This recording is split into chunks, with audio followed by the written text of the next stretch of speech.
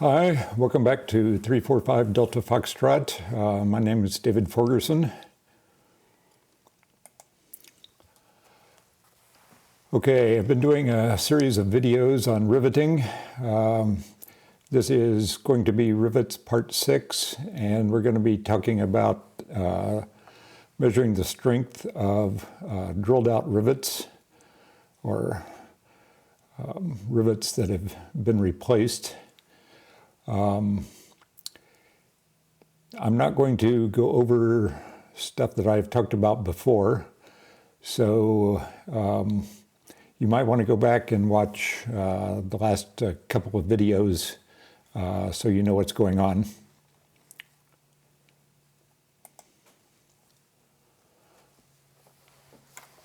Okay, there's many other videos about drilling out rivets, or that at least mention drilling out rivets.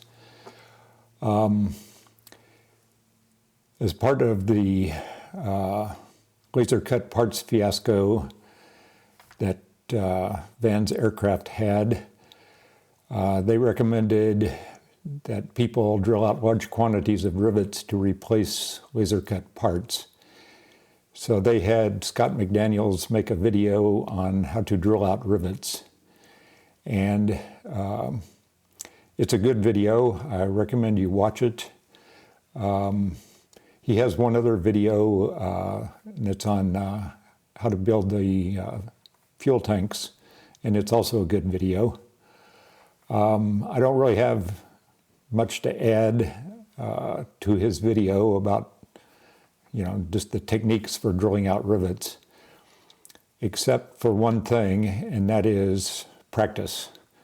If you built one of the practice kits that Van sells, take it and drill out all the rivets and get some practice drilling out rivets. And another video is by Cleveland Aircraft Tool, and I believe the guy's name is Mike.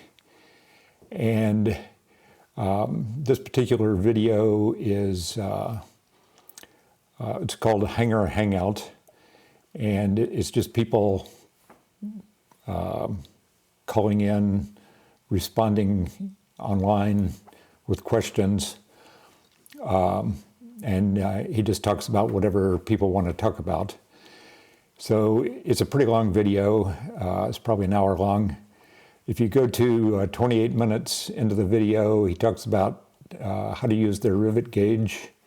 And if you go to 32 minutes into the video, he talks about his opinion on when to drill out a rivet. And basically his opinion is almost never. That almost always the rivet that you replace it with is going to end up being worse than the rivet that you started with. Now, in both of these cases, well, my opinion in general, in building, my experience in building an airplane is that everybody has an opinion on how to do something, and nobody has any data. And I think that's true in both of these cases. Neither Van's nor Cleveland Aircraft Tool really has any data on the strength of drilled out rivets. So we're going to try and fix that by actually doing some measurements. One other thing that I want to mention real quick is that Mike at Cleveland Aircraft talks about how to use their rivet gauge. And I believe that his opinion is that the gauge just provides a nominal value, and having shop heads smaller than that is okay. A little bit smaller than that is okay. My opinion after doing some of these strength measurements is that that's not really correct.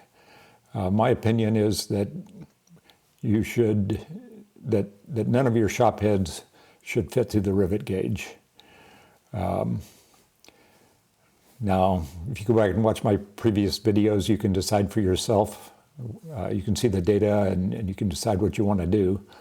But I just thought I would mention that I kind of disagree with them on that point.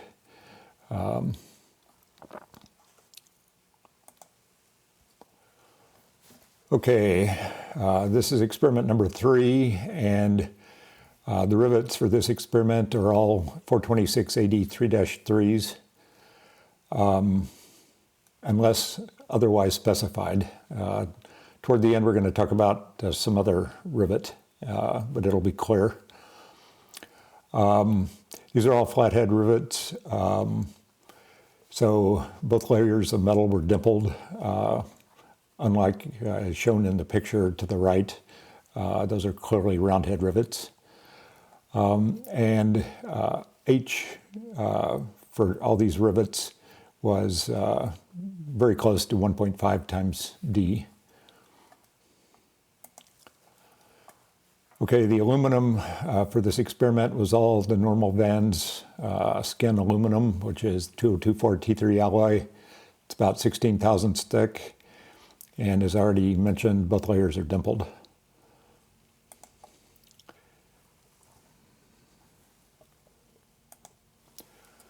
Okay, here's the experiment. So there's basically an infinite number of ways to screw up a rivet when you, or screw up the hole when you drill out a rivet. And I can't come anywhere close to measuring an infinite number of screwed up rivets. Ideally, I guess what you would do is you would take 10 people with different skill levels and have each of them drill out 10 rivets, and then you would measure the strength of all the rivets and take the mean and standard deviation. But I don't have the time or the resources to really do that. So what I decided to do instead is simulate screwed up, drilled out rivet by just using larger and larger drill bit sizes. So you start off with a number 40 drill bit, and then I went to a number 36, number 32, etc. The largest I went to was a number 25. And in the third column in the table, you can see the drill bit diameter. I didn't actually measure that. That's just from a table. That's what it's supposed to be for that drill bit size. And then the next column is the diameter of the drill bit in something times D. And so we're starting out right at D, which is, you know, what you would expect, number 40 drill bit size for a type 3 rivet. And we're going up to about 1.6 times D, which is quite a bit. I had to use larger drill bits than I was really expecting to have to use in order to see a change in the strength. Then the next column is W in inches, and that's the diameter of the shop head, and I measured that with calipers. And one thing you might notice is that W went down a little bit for the last two. The drill bit sizes of 28 and 25. And that's because the hole is getting bigger, and you need some aluminum to fill that hole back up. When you squeeze the rivet, some of that aluminum just goes into filling up the hole and doesn't go into forming the shop head.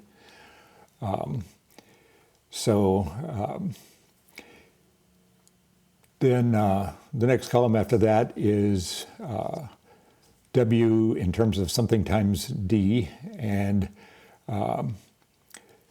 The nominal value is 1.5 times D. That's the size of the hole in the Cleveland aircraft rivet gauge.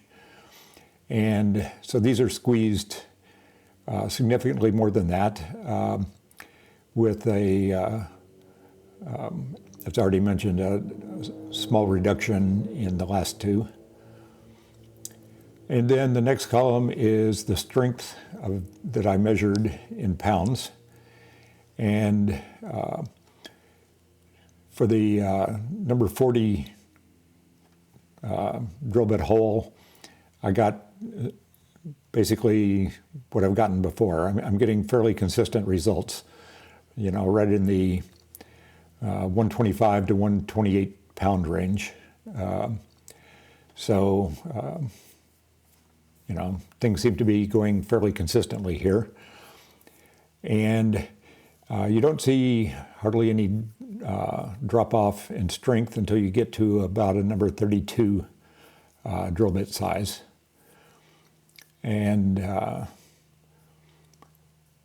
that's, you know, not a huge drop off, but you're seeing a significant reduction in the strength of the rivets right in there. And then if you go up to 28 drill bit size, you're seeing, you know, a 25% reduction in strength. And if you go up to a 25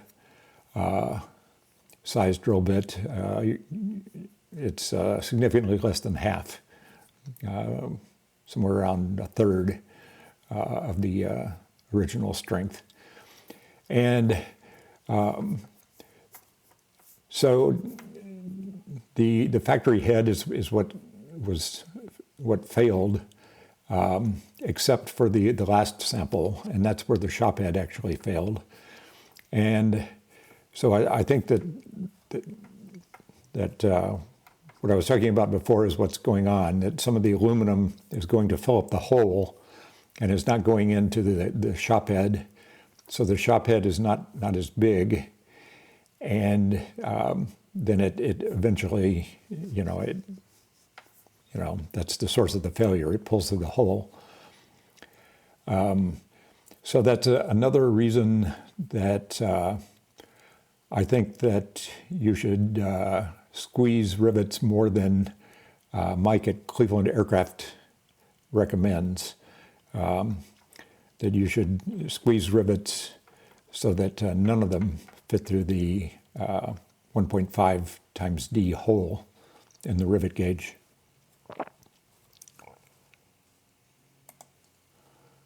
Okay, here's a picture of all the samples. And you can see that the first four, the factory head failed, and then the last one, the shop head failed. The factory head is the top row, and the shop head is the bottom row.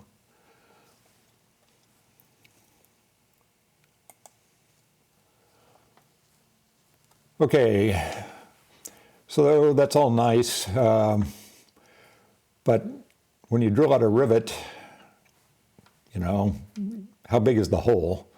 You know, what does it really mean? You know, if you can drill out rivets so that the hole size doesn't increase at all, well, I mean, you got no problem. You know, you can drill out as many as you want. But so I tried to figure out, you know, for me, what kind of hole sizes do I end up with? So I took a practice kit and I drilled out all the rivets. And then I took different sized drill bits and I looked to see what would fit through the holes and what wouldn't. The practice kit was the airfoil practice kit, so it had two sides, and so I'm measuring the size of the hole in the skins. And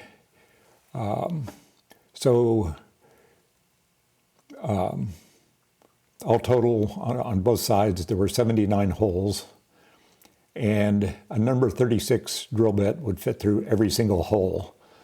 So it started out, you know, with a number 40 drill bit. That's how the original holes were drilled.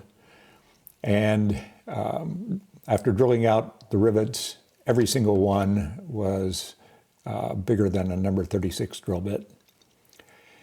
And then 89% of them were bigger than a number 35 drill bit,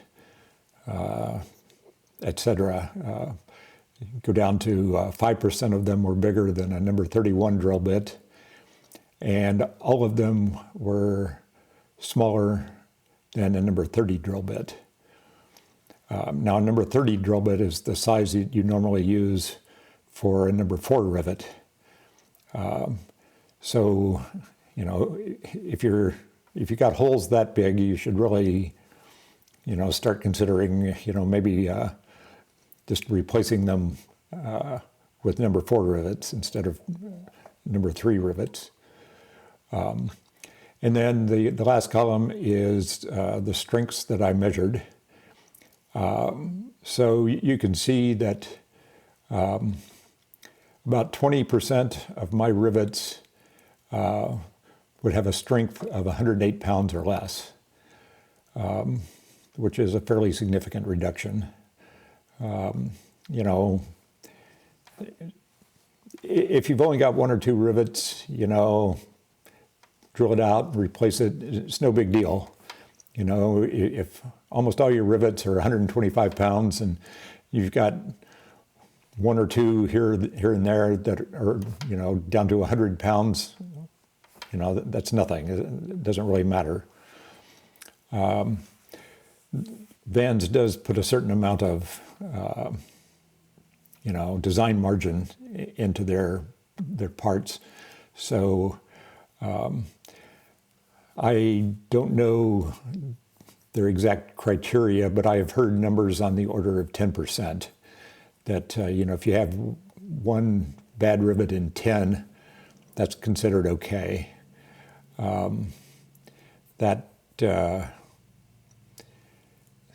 Maybe that's the design margin, but I would be I would be very leery about flying in an airplane where 10% of the rivets were bad. You could make that choice for yourself. But basically, you know, based on this data, I would say that Mike at Cleveland Aircraft Tools is closer to being correct than Vans Aircraft is. That basically having drilled out rivets is bad, and in general you shouldn't be drilling out rivets and replacing them. I think Vans' recommendation that you drill out fairly large quantities of rivets in order to replace internal laser cut parts, in my opinion, is a bad recommendation. But you've got some data now, and you can make the decision for yourself. Okay, there's one other thing that you can do. What we've been talking about so far is drilling out a number 3 rivet and replacing it with another number 3 rivet. However, there are these things called oops rivets, and Aircraft Spruce sells a little oops rivet kit, and it's shown on the right here. It contains 6 different sizes of oops rivets, and the one that I used in this experiment was an AD 4-3.5, and so it has the shaft size of a number 4 rivet, but it has the head of a number 3 rivet. So the size at which the head overlaps the shaft is very small. And so you would certainly wonder when you use these rivets how strong they are and whether or not the head is going to be able to just pull through the hole. Because there's just not that big of a rim around the edge of the factory head. So I decided to try one out and see what kind of strength it had. And it's shown at the bottom of the table here. This is the same table that we had before. And so, the shaft of the rivet is for a number 4 rivet, so you use a number 30 drill bit. And then the factory head is 1.54 times D, and where D is for a number 4 rivet, not a number 3 rivet. So for a number 3 rivet, it's huge. It's I think it's over 2 times D. So on these OOPS rivets, they have an extremely strong shop head and a particularly weak factory head.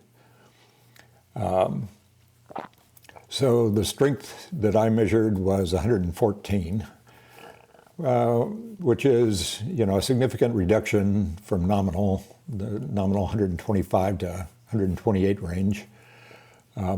But, it's not terrible. They're certainly better than nothing. Now, I would not hesitate to use, 1 or 2 of these here and there.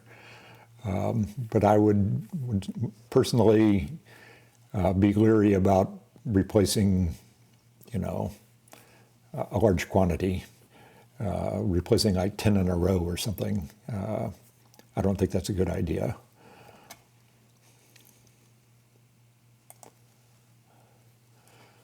And this is a picture of the OOPS rivet after it failed. And you can see how the factory head pulled through the hole, and you can see a huge shop head. So they're going to have very strong shop heads.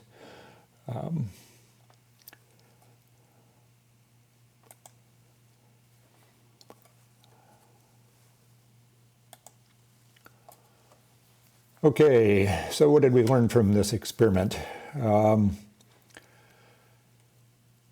Well, we learned that a few drilled out rivets are okay. It's not a big deal. My personal opinion is that drilling out a large number of rivets is not a good idea, and I wouldn't be comfortable doing that. But again, you have the data now, and you can make your own decision on that.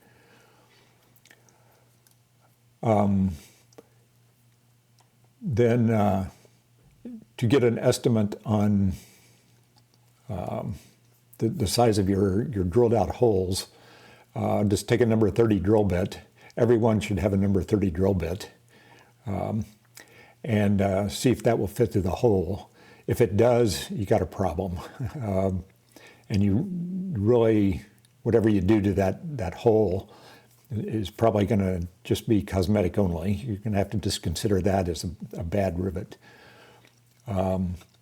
Now, the reason I said use a number 30 drill bit is because everybody should have one. Personally, I would use something a little bit smaller. Like a number 26 drill bit or 28 drill bit. But again, you can make the decision for yourself, what you're comfortable with. And I did not spend a large amount of time or care drilling out the rivets in that practice kit. So you should be able to do at least as well as I did. You should have no rivets at all that are bigger than a number 30. If you do, you need some practice. And in terms of using oops rivets,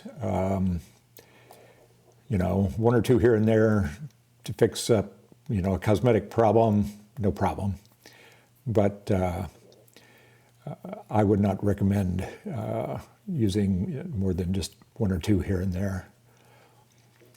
And then point number 5 is we saw at least one shop head fail in this experiment. And in my opinion, that's just more indication that you should squeeze so that W is always greater than 1.5 times D, so that none of your rivets fit to the rivet gauge.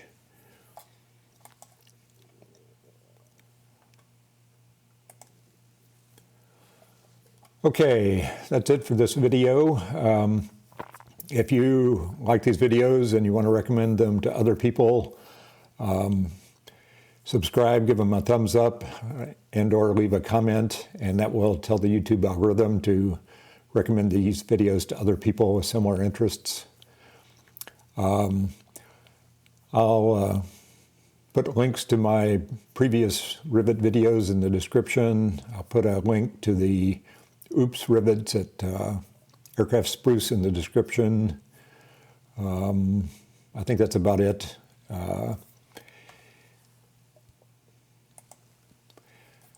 So that's it. Thanks for watching.